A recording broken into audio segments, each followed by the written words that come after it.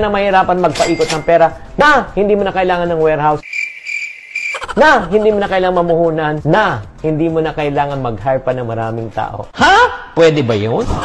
Talaga? Ay, ano bang negosyo yan? Ito yung na-discover kong konsepto. It's called the dropshipping business. So, ano yung ibig sabihin ng dropshipping? Hinuhulog-hulog ba yan? Hindi po. Ang dropshipping mo lang, ay simple lang po yung konsepto. All you need to do, kung ikaw ay sasali sa isang dropshipping company, ang tawag sa'yo dropshipper, ipropromote mo lang or ipamarket mo lang ang produkto na pinili mo sa catalog nila. O, kanyari, may catalog ka na, ilalagay mo yung mga products, no? Pipili ka, like sa catalog, o, ito yung gusto ko. Gusto ko ng wall tiles, gusto ko ng whitening cream, gusto ko ng ganito. So, ilalagay mo lang sa store mo. O sa personal store mo, mapa Shopee man o Lazada, ito yung gagawin mo. Promote mo lang siya sa iyong social media. At kapag may bumili,